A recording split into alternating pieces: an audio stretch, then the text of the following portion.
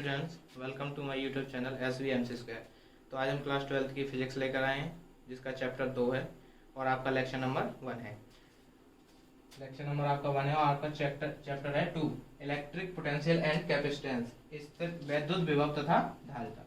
देखिए, हम इससे पहले आपका चैप्टर 1 ले चुके हैं, आपने वो देखा होगा, बहुत अच्छी तरीके से समझा होगा। आज हम क्लास 12th के चैप्टर 2 की बात करेंगे आगे। देखिए, हमारा चैप्टर जैसे हमने जानते हैं कि वैद्युत विभव तथा धारिता, हमारा चैप्टर है वैद्युत विभव तथा धारिता। तो हम सबसे पहले इसी के बारे में चर्चा करेंगे कि विभव क्या होता है हमारे पास।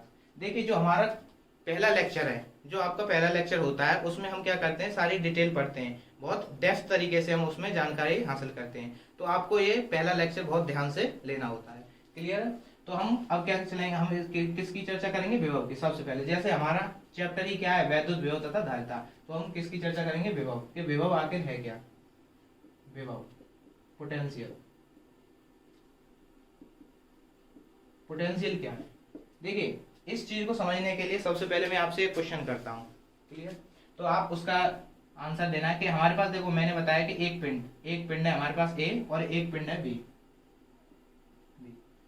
ठीक, अब इस पर आवेश हमने दे दिया 200 कूलम और इस पर हमने दे दिया 50 कूलम आवेश।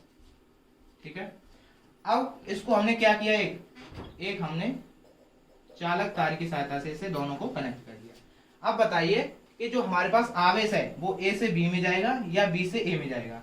तो आप इसका आंसर देंगे कमेंट बॉक्स में। ठीक है, पहले वीडियो को पॉज करेंगे और इसका आंसर लिखेंगे, उसके बाद इसको आगे देखेंगे। तो मैं बताता हूँ। देखिए, आपके पास 4 ऑप्शन है, A से B में, A से B में, दूसरा आपके पास है B से A में, तीसरा आपके पास है दोनों में, चौथा आपके पास है बता नहीं सकते, बता नहीं सकते। ठीक है, तो आप बताएंगे इनमें से कौन सा आंसर सही है। देखिए, जब आवेश को हमने आवेश को देखा, यहां पर है 200 कूलम और यहां पर है 50 कूलम, तो आप सभी लोग 90% लोग बताएंगे कि हमारे पास जो आवेश की प्रवाह होगी यानी A से B में होगी। तो 90% लोगों का आंसर होगा A। करेक्ट आंसर क्या होगा, 1। लेकिन आपको इन चीजों को ध्यान में रखना है कि जो हमारे पास इसका आंसर आएगा वो आएगा चौथा, बता नहीं सकते। इसमें हम आवेश को ये नहीं बता सकते कि हमारे पास जो आवेश है वो A से B में जाएगा या B से A में आएगा। ये किस पर डिपेंड करता है, हमारे पास विभव पर। किस पर करता है, विभव पर। ऐसे ही एक क्वेश्चन और देखिए आप।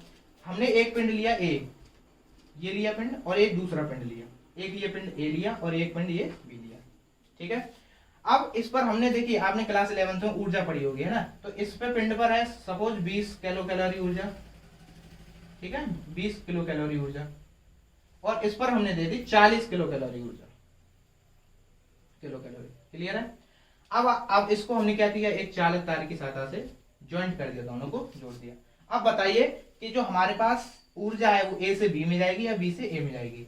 तब भी आपके पास इसमें आंसर क्या होगा, कि बता नहीं सकते, क्योंकि इसमें जो ऊर्जा होती है, जो हमारे पास ऊर्जा है वो ये डिसाइड नहीं करती कि जो हमारी ऊर्जा है वो किससे किधर जाएगी। ये निर्भर करता है इस पर ताप पर। किस पर, ताप पर, टेम्परेचर पर।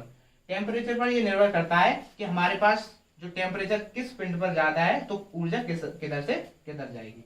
ठीक है, तो हमारे पास अगर हमने कह दिया कि इसका जो टेम्परेचर वो 20 डिग्री सेल्सियस है और इसका हमने टेम्परेचर बता दिया 40 डिग्री सेल्सियस है, तब आप कह सकते हैं कि हमारे पास जो ऊर्जा होगी वो कहां से, B से A की तरफ जाएगी। क्योंकि हमेशा जो ताप की जो ऊर्जा होती है वो उच्च ताप से निम्न ताप की ओर जाती है। यानी ये हमारे पास क्या है, उच्च ताप है और ये निम्न ताप है, तो हमारे पास जो ऊर्जा होगी वो किधर जाएगी, B से A की तरफ। इसी तरह से हम इसमें क्या करेंगे, बता नहीं सकते। अगर हमने क्या किया, तो ये आपने समझ लिया होगा। अगर हमने क्या करा कि विभव को हमने, अब देखिए विभव को हम देंगे इस पिंड पर, क्या देंगे, विभव को। तो हमने कहा कि बता नहीं सकते इस पिंड पर, क्योंकि हमारे पास जो आवेश है वो ये नहीं बताता है कि हमारे पास जो आवेश की प्रवाह होगी A से B में होगी या B से A में होगी। जैसे अब इसमें क्या करें हम, अब हमने कह दिया इसमें 100 वोल्ट का विभवांतर है, विभव है, और इस पर हमने कह दिया 50 का विभव है, 50 वोल्ट का। ठीक है, तब आप कह सकते हैं कि जो हमारे पास विभव का मान है, जो आवेश प्रवाह की दर है, जो आवेश प्रवाह की दर है वो किधर होगी, A से B की तरफ।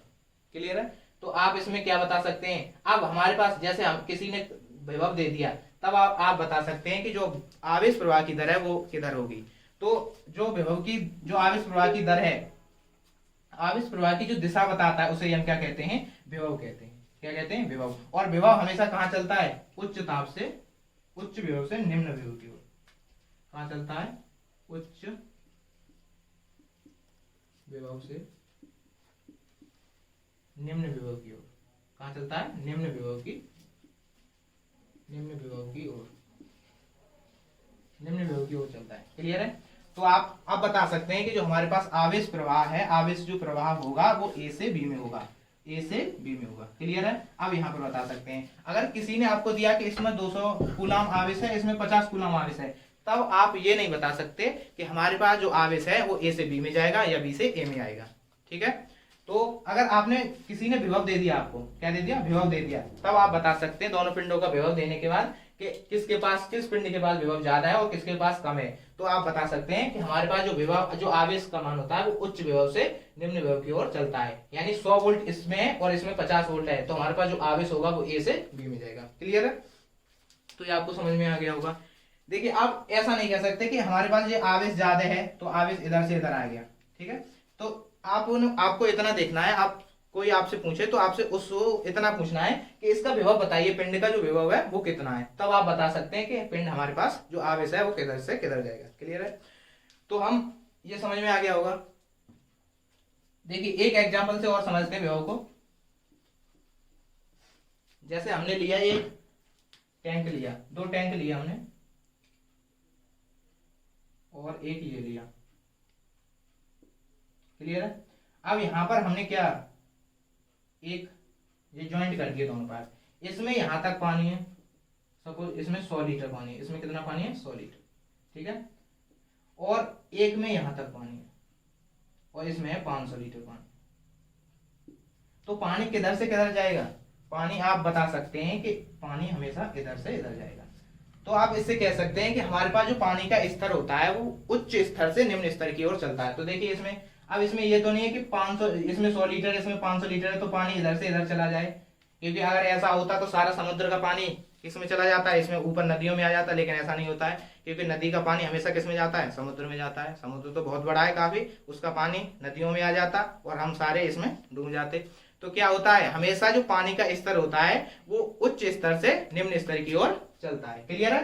तो हमारे पास ये क्या है, 100 लीटर अगर पानी है इसमें, तो हमें इसका स्तर देखना है कि स्तर इसका ऊंचा है या नीचा है। तो आपको अगर 100 लीटर इसमें देखना है तो इसमें ये नहीं देखना है कि इसमें पानी ज्यादा है तो प्रवाह किधर होगा, पानी का इधर हो जाएगा। आपको स्तर देखना है, आपका स्तर कितना है। तो पानी का स्तर इससे ऊंचा है तो पानी हमेशा इधर से, यानी 100 लीटर से 500 लीटर वाले टैंक में आएगा।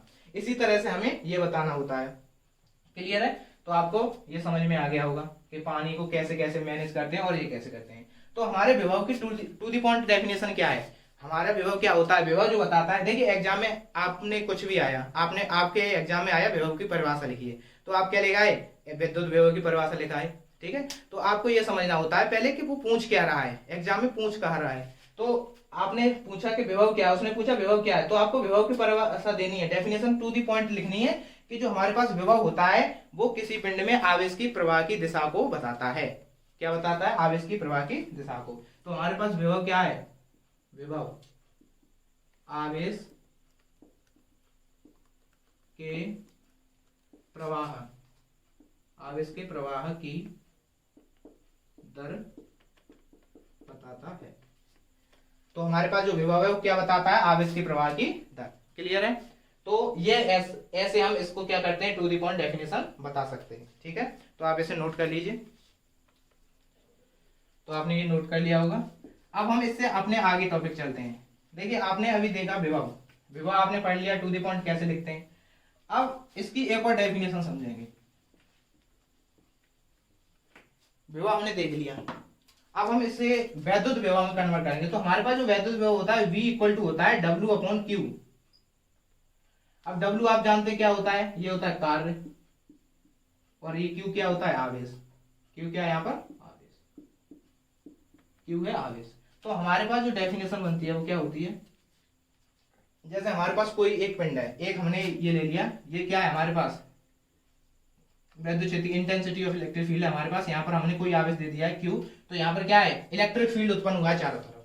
ठीक है। इलेक्ट्रिक फील्ड उत्पन्न हुआ है इसके चारों तरफ। अगर कोई हम एकांक आवेश को यहाँ से ले लेते हैं, अगर यहाँ पर क्या करें हम Q बराबर क्या ले लें 1 ले लें, तो हमारे पास जो V इक्वल टू क्या होगा W हो जाएगा ना। अगर हम यहाँ पर ले लें आवेश का मान हम क्या ले लें प्लस ले लें, प्लस Q प्लस 1 कूलम। अगर आवेश को हम 1 कूलम ले लें तो हमारे पास जो किया गया कार्य, जो हमारे पास विभव है वो किसके बराबर हो जाएगा, किया गया कार्य के बराबर। तो हम क्या कहेंगे कि एक एकांक आवेश को, ये कैसा आवेश है हमारे पास, एकांक आवेश को विद्युत क्षेत्र में लाने में जो कार्य किया जाता है उसे हम क्या कहते हैं, विभव कहते हैं।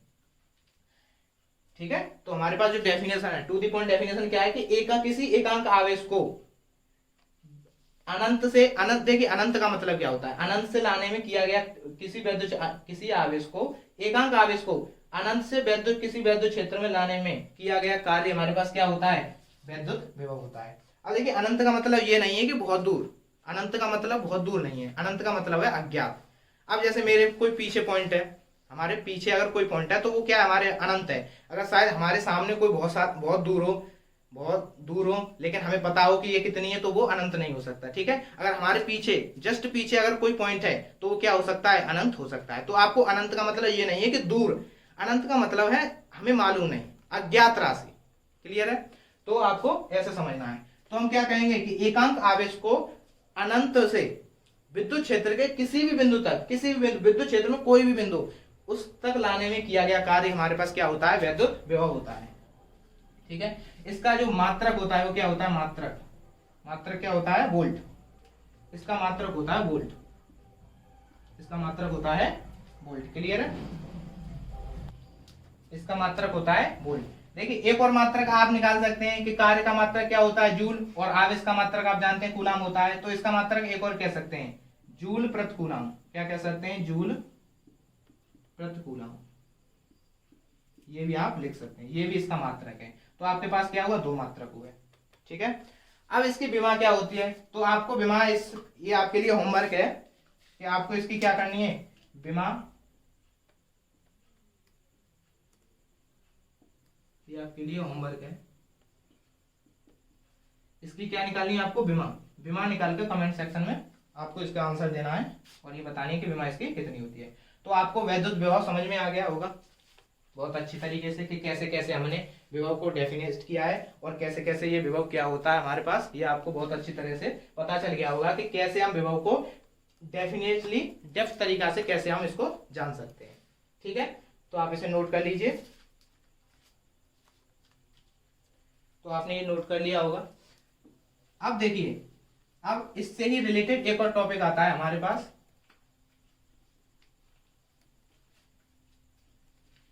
विभवांतर। क्या आता है, विभवांतर। तो हम उसकी चर्चा और करते हैं। विभवांतर,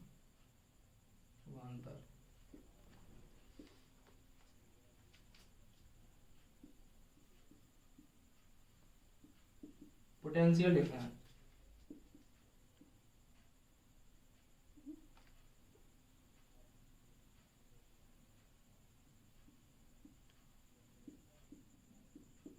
क्लियर है, पोटेंशियल डिफरेंस। देखिए विभवांतर, तो आप समझ रहे होंगे कि विभवांतर का मतलब क्या है। देखिए विभव का अंतर, आप इसी से समझिए कि विभवांतर क्या है। विभवांतर क्या है हमारे पास, विभव धन अंतर। विभव क्या है, विभव धन अंतर। तो आप समझ सकते हैं अंतर। ठीक है, कि क्या ये विभव का अंतर है। क्लियर है, तो हम अब इसे कैसे डिफाइन करते हैं। जैसे हमने अभी देखा था विभव में क्या होता है कि एक हमारे पास इलेक्ट्रिक फील्ड उत्पन्न होता है। यहाँ पर कोई क्यू आवेश है, कोई आवेश हमने क्या ले लिया, क्यू आवेश ले लिया। ये हमारे पास क्या इलेक्ट्रिक फील्ड है। अब विभवांतर क्या होता है कि इलेक्ट्रिक फील्ड में ही हमारे पास क्या होता है, वैद्युत क्षेत्र में ही, वैद्युत क्षेत्र में अगर कोई आवेश है हमारे पास, कोई क्यू आवेश है, तो हमारे पास क्या है, ये इलेक्ट्रिक फील्ड में। अब इसमें इलेक्ट्रिक फील्ड में क्या होता है, किसी आवेश को ले लें हम, लेकिन इलेक्ट्रिक फील्ड में ही लेंगे हम, विद्युत क्षेत्र में ही लेंगे। कोई आवेश को, हमने कोई आवेश लिया, यहाँ से लिया हमने, ये पॉइंट ए है और ये पॉइंट बी है। अगर यहाँ से कोई प्लस क्यू आवेश को हम ले रहे हैं तो विद्युत क्षेत्र में एक बिंदु से दूसरे बिंदु से, यानी ए से बी तक जो कार्य किया जाएगा उसे हम क्या कहेंगे, विभवांतर कहेंगे। ठीक है, तो हम इसे टू दी पॉइंट कैसे लिखेंगे कि जो हमारे पास आवेश है, वैद्युत क्षेत्र में रखा गया आवेश एक बिंदु से दूसरे बिंदु ले जाने में किए गए कार्य को हम क्या कहते हैं, विभवांतर कहते हैं। अब इसे हम कैसे लिख सकते हैं, वी ए माइनस के वीवी इक्वल टू हमारे पास हो जाएगा डब्ल्यू अपॉन में क्यू। ये हमारे पास क्या हुआ, विभवांतर हुआ। क्लियर है? तो हमारे पास विभवांतर ये हुआ, इसका विभवांतर क्या हो जाएगा, वोल्ट हो जाएगा। क्लियर? क्या हुआ कि एक बिंदु से दूसरे बिंदु तक विद्युत क्षेत्र में, किसमें, ये आपको ध्यान रखना है कि हमारे पास जो आवेश है वो विद्युत क्षेत्र में ही लेंगे हम। कोई आवेश विद्युत क्षेत्र में एक बिंदु से दूसरे बिंदु तक ले जाने में किए गए कार्य को हम क्या कहते हैं, विभवांतर कहते हैं। अब देखिए, अगर हम यहाँ पर क्या करें, जो हमारे पास विभव था V equal to W upon Q, हमारे पास ये क्या था, विभव था। अगर हम W को क्या ले लें, W बराबर हम ले लें 1 जूल, और आवेश को भी हम क्या ले लें, 1 कूलम। तब हमारे पास जो विभव बनेगा वो कितना बनेगा, V इक्वल टू, अब 1/1 हो जाएगा तो 1 वोल्ट। कितना हो जाएगा हमारे पास, 1 वोल्ट। अब 1 वोल्ट की परिभाषा कैसे करेंगे हम, एकांक आवेश को अनंत से विद्युत क्षेत्र में एक किसी भी बिंदु तक लाने में किया गया कार्य 1 जूल हो। एकांक आवेश को अनंत से विद्युत क्षेत्र में किसी बिंदु तक लाने में किया गया कार्य कितना हो, 1 जूल हो। किया गया कार्य कितना हो, 1 जूल। तब जो हमारे पास जो विभव होगा वो कितना होगा, 1 वोल्ट होगा। कितना होगा, 1 वोल्ट। तो हमारे पास ये 1 वोल्ट की परिभाषा होगी, डेफिनेशन होगी, और हमारे पास ये क्या होगा, विभवांतर भी समझ आ गया। आप विभवांतर आपको बहुत अच्छी तरीके से समझ में आ गया हो गया। क्लियर है? तो आप इसे नोट करेंगे तब तक। तो आपने ये नोट कर लिया होगा।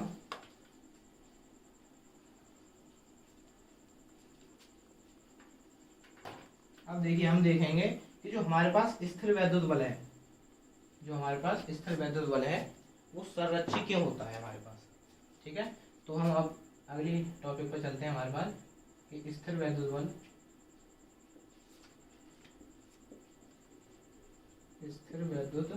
बल संरक्षी बल क्यों है, या कैसे है। ये हमारे पास एक टास्क है। क्या है, हम इसे टास्क बोल सकते हैं कि हमारे पास जो स्थिर वैद्युत बल है वो कैसा है, संरक्षी कैसे। देखिए, आपने क्लास 11th में पढ़े होंगे संरक्षी तथा असंरक्षी बल, कंजर्वेटिव तथा नॉन कंजर्वेटिव फोर्स। आपने ये बहुत अच्छी तरीके से क्लास 11th में पढ़े होंगे। मैं यहाँ पर थोड़ा उसका ओवरव्यू दे देता हूँ कि हमारे पास जो संरक्षी बल होते हैं वो क्या होते हैं। हम समझेंगे संरक्षी बल क्या होते हैं। देखिए, संरक्षी बल कुछ नहीं है, वे बल जो प्रकृति के माध्यम की प्रकृति पर क्या करें, निर्भर ना रहे। जो संरक्षी बल होते हैं वो क्या होते हैं कि माध्यम की प्रकृति पर निर्भर ना रहे। हम इनको कह सकते हैं कि जो हमारे पास जो बल है, संरक्षी जो बल है, वो माध्यम की प्रकृति पर निर्भर नहीं रहते। माध्यम की प्रकृति पर निर्भर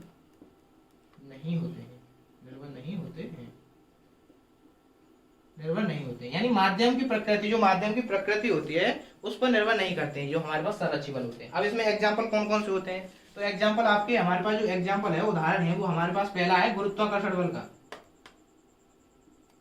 गुरुत्वाकर्षण बल का। और दूसरा आप जानते हैं कि स्थिर वैद्युत बल है, जैसे हमें सिद्ध करना है कि स्थिर वैद्युत बल संरक्षी क्यों होता है, तो ये हमारा क्या है, स्थिर वैद्युत बल। इसका दूसरा है स्थिर वैद्युत बल। तो हमारे पास ये क्या है, संरक्षी बल है। अब असंरक्षी बल कौन कौन से होते हैं, उन्हें भी देखते हैं। असंरक्षी बल हमारे पास कैसे होते हैं।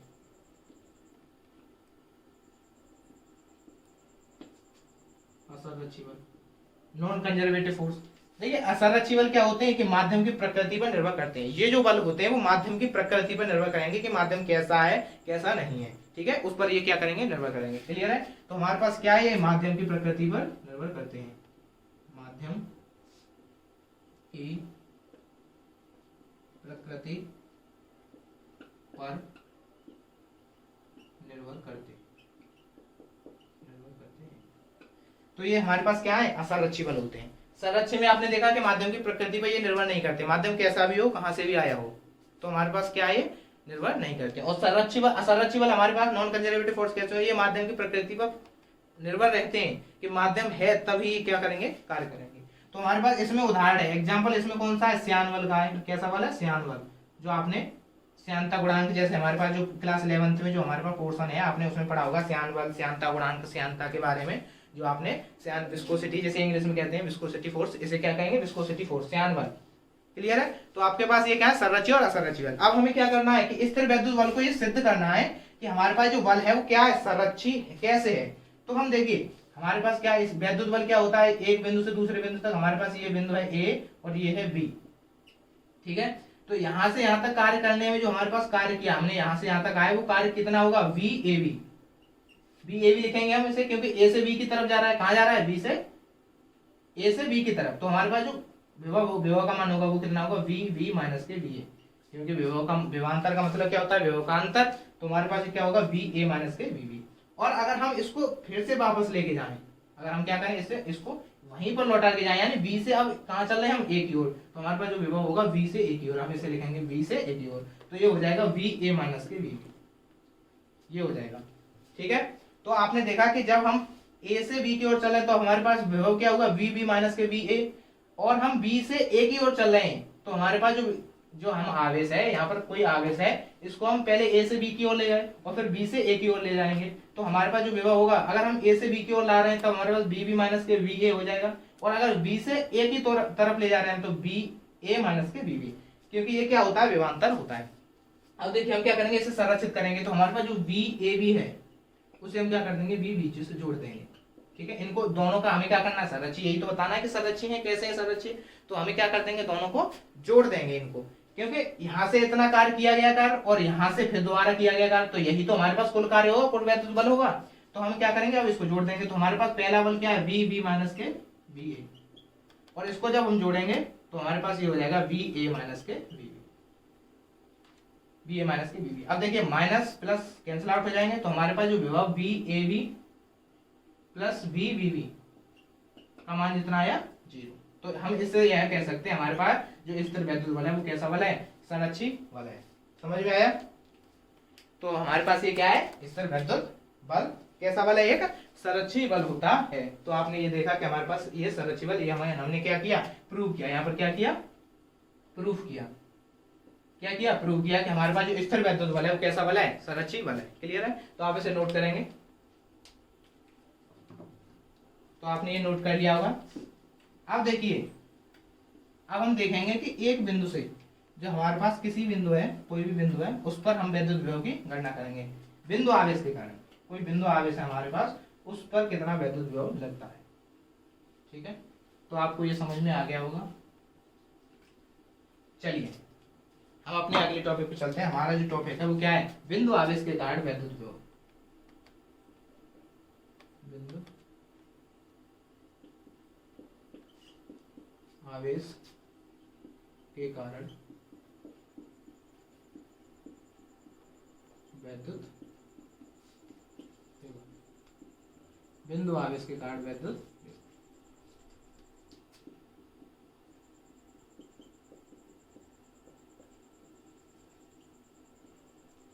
Electric potential due to a point charge,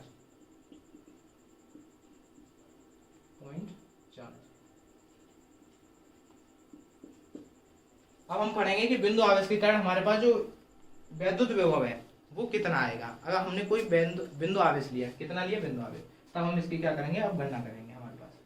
clear है। तो चलिए अब हम क्या करेंगे, एक बिंदु आवेश ले लेते हैं हम कहीं पर भी, एक क्या ले लेते हैं बिंदु आवेश। जैसे हमने ये ले लिया बिंदु आवेश, इस पर प्लस क्यू आवेश है, ठीक है।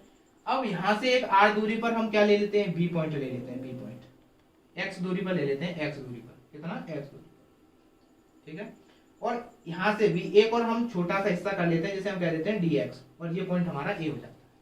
ये हमारे पास आवेश है। अब हमें क्या करना है कि कोई भी आवेश आएगा वो अनंत से हम लेकर आएंगे, तो हम आर दूरी पर एक बिंदु पॉइंट और ले लेते हैं जिसे हम कह देते हैं बिंदु P। क्या कह देते हैं बिंदु P। ये यहाँ से हमारी कितना है आर दूरी पर है, ठीक है। यहाँ पर आर दूरी पर हमारे पास क्या है P पॉइंट है। अब हमें क्या करना है कि कोई हमारे पास आवेश है, क्या है हमारे पास कोई आवेश है, उसको हम क्या करेंगे अनंत से वैद्युत विभव की ओर आर दूरी तक लेकर आएंगे। तो हमारे पास क्या होगा कि बिंदु आवेश के कारण हमने जो विभव निकाला वो हमें ज्ञात हो जाएगा। क्लियर है। तो हमारे पास इसके ऐसे होगा अब देखिए, आप जानते हैं कि हमारे पास जो बिंदु आवेश के कारण जो वैद्युत क्षेत्र की तीव्रता होती है, इंटेंसिटी ऑफ इलेक्ट्रिक फील्ड कितनी होती है, E equal to 1/4 pi epsilon naught Q upon R square. ये हमारे पास क्या होती है, इंटेंसिटी ऑफ इलेक्ट्रिक फील्ड होती है बिंदु आवेश के कारण। क्लियर है? ये हमारे पास क्या हुई, इंटेंसिटी ऑफ, इसे समीकरण फर्स्ट कह देते हैं हम, इसे क्या कह देते हैं, समीकरण फर्स्ट। अब देखिए क्या करेंगे हम, जो हमारे पास हमने देखो इतना ही अल्पांश लिया है, क्या लिया है, अल्पांश, छोटी दूरी ली है, ठीक है। तो 20 ए से बी तक, ए से बी तक ले जाने में किया गया कार्य। अब हम जब छोटी दूरी ले रहे हैं, हम कितनी ले रहे हैं, छोटी दूरी, हमारे पास ये दूरी कितनी है, बहुत छोटी है, जिसे हमने कितना माना है, dx। तो हमारे पास कार्य भी कितना होगा, dw होगा, कितना होगा, dw। और इसे हम क्या लेंगे, जो हमारे पास इलेक्ट्रिसिटी है, वो जो हमारे पास इंटेंसिटी ऑफ इलेक्ट्रिक फील्ड है, और हमारे पास कितना हो जाएगा, ये dx। ठीक है, ये हमारे पास देखिए हमने यहां तक निकाली है, तो हम यहाँ r नहीं x ले लेंगे, कितना लेंगे, x दूरी, x स्क्वायर, क्योंकि हमारे पास जो दूरी होती है वो यही तो होती है, तो हम क्या लेंगे यहाँ पर, x स्क्वायर। क्लियर है? तो हमारे पास जो dw का मान हुआ वो कितना हुआ, E इंटू डी एक्स। और यहाँ पर हम क्या लेंगे, माइनस चिन्ह लेंगे, क्योंकि ये दिशा को प्रदर्शित करेगा, आपने बताया होगा, क्योंकि ये विभव की गणना करें तो दिशा को भी बताएगा, इसलिए हम क्या लेंगे, यहाँ पर माइनस ले लेंगे। अब हम इसके गणना करते हैं। अब देखिए अब क्या करेंगे हम, अगर हम जब पूरा कार्य निकालें तो अनंत से हम r दूरी तक लेकर आएंगे, यहाँ तक जो हमारे पास दूरी r है, या बिंदु P तक, इसको क्या करेंगे, किसी आवेश को हम कहाँ लेकर आएंगे, अनंत से r दूरी तक लेकर आएंगे। तो हम लिखेंगे कि आवेश को अनंत से, ये इनफिनाइट अनंत है, सिंबल बनाया मैंने, अनंत से r दूरी तक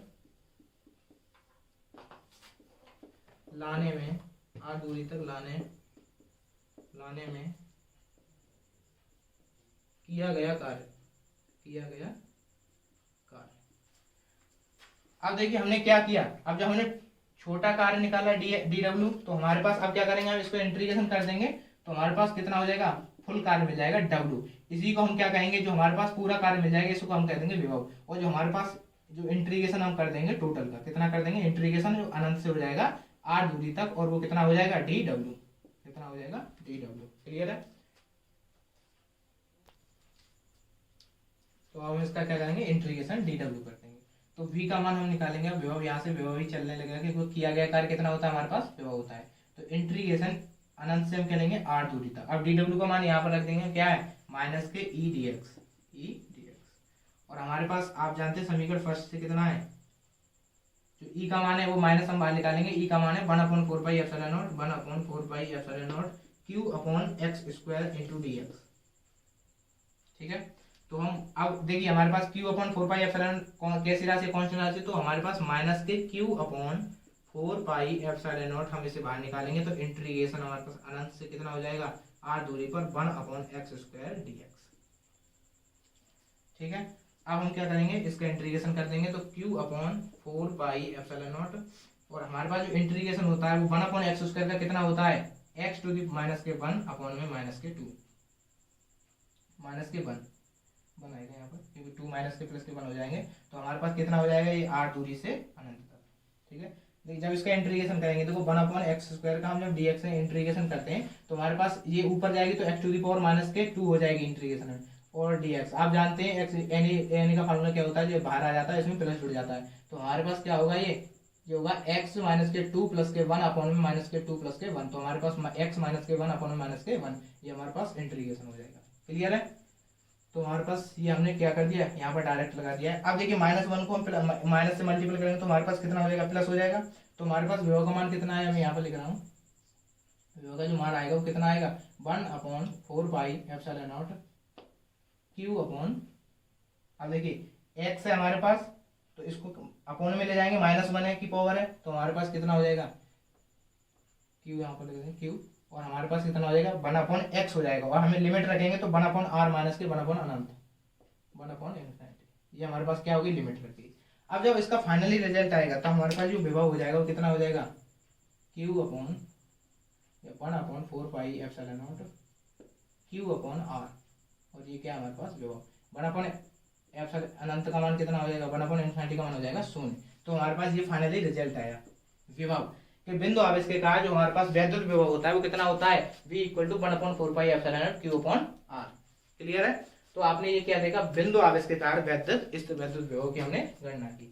अगर हम क्या करें यहाँ पर देखिए, अगर इन दोनों के मध्य में हम क्या लेने, यहाँ पर कोई परावैद्युत माध्यम लेने, तो ये तो हमारे लिए वायु निर्वात के लिए, ये जो फार्मूला है वो किसके लिए, वायु या निर्वात के लिए, वायु या निर्वात के लिए।